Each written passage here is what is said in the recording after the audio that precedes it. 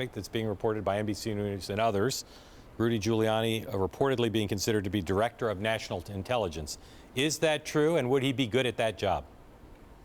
He'd be great at any number of jobs. And the first criterion, of course, for President-elect Trump in appointing anyone to his cabinet or senior staff is that you're qualified and capable to do the job on day one.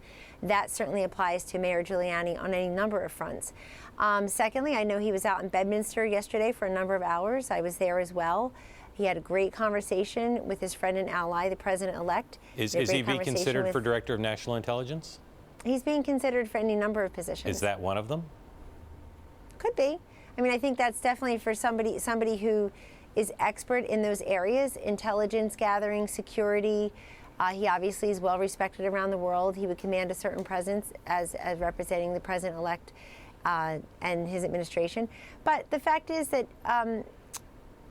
when the president-elect is filling his cabinet, he has to think about how everybody's working together, and he has to think about who is the best person for each of those jobs. And to John's other point before I got on the show, I think the diversity of people who have come through the door, literally come through the door here at Trump Tower and out in Bedminster this weekend, is just a remarkable group of men and women from different political and socioeconomic and business and public sector, private sector backgrounds, certainly different races and ethnicities, different religious persuasions. It's been quite an impressive group of people who, in many cases, just want to come and offer advice and counsel and vision for the country, share their experiences, the work they've done on a core issue or issues over the years. And for some, that will lead or could lead to formal positions in this administration. But for all of them, I assure you, they're just happy to have the time with the president-elect and the vice president-elect to share their ideas and offer their support. And we're also thrilled that includes people from the other side of the aisle, like Representative Tulsi Gabbard.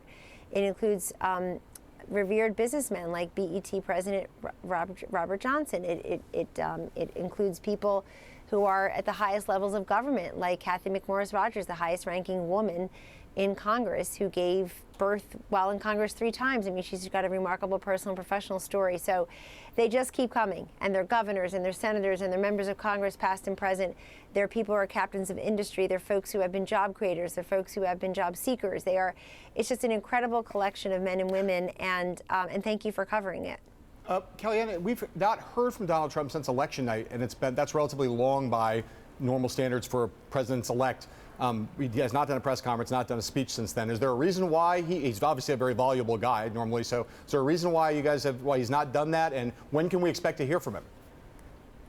I think you'll hear from him soon, but he's incredibly busy. I mean, John, we publish his schedule every day. You could see it just is one after another after another.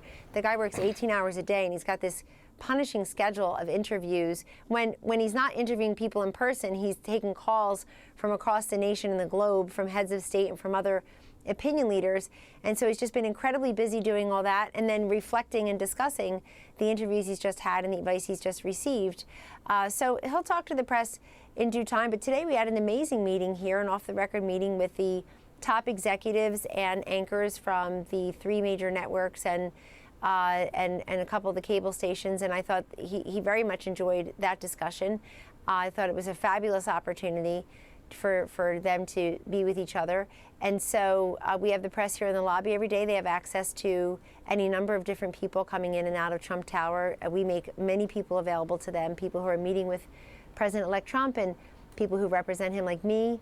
And so we feel like we are very accessible to the press, and we feel like this is a very transparent process where you literally could see the people coming in and out of the 2 buildings as they meet with the president-elect. Has a single thing gone wrong during the transition so far?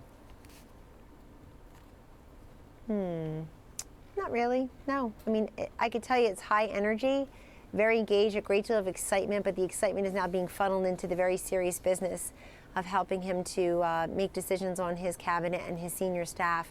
I was down in Washington, D.C. last week and visited our 2 transition offices there. That's where most of our transition team is. They're in Washington, D.C., steps away from the White House.